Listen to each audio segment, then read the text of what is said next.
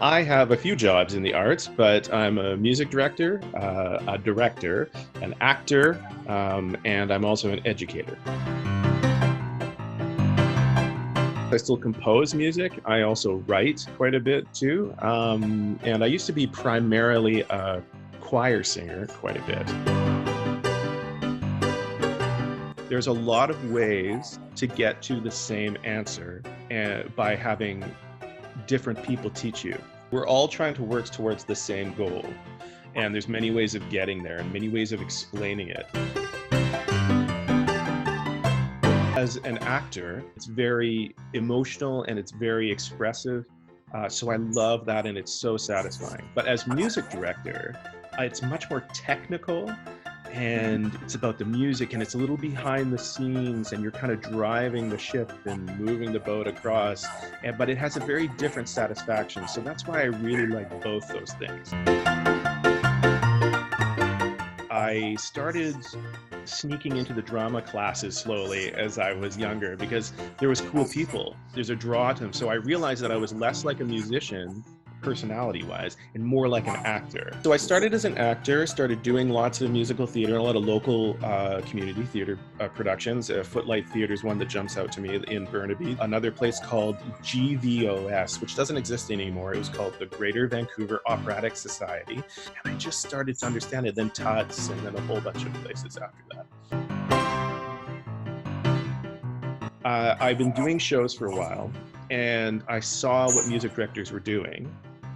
And I said, I think I can do that. I play piano, I read music, I do all of that. I'm going to apply. And they hired me. In New York, if you're a music director, it isn't really just one job. For example, in the larger cities, there's a rehearsal pianist, a music supervisor, an orchestrator, the composer, music director, and vocal arranger. So there's about 6 people involved with a new production. In Vancouver, music director covers all those things.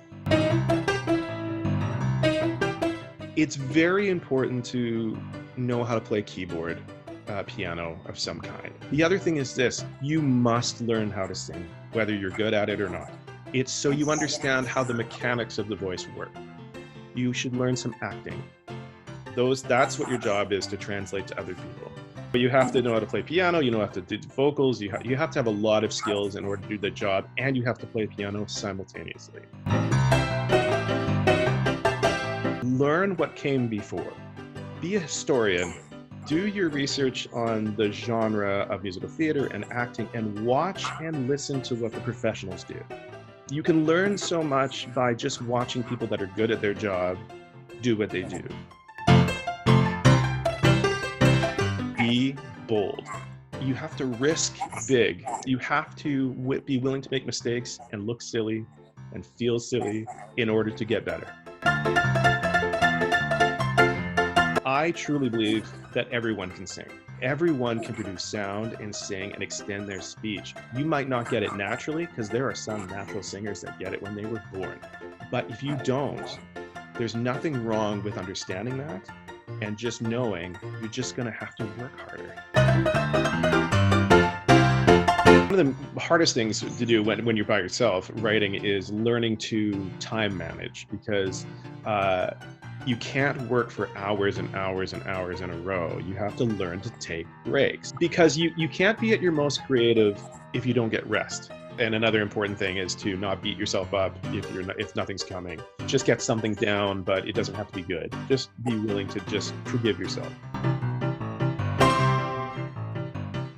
Diversify what you do. Be a historian. Learn about what came before you. Work with as many people as you can. And listen, you don't have to take everything they say, but apply the things that work for you. And ultimately, we're doing an art, so there's fun involved. So you have to make sure you're willing to play, be bold, and risk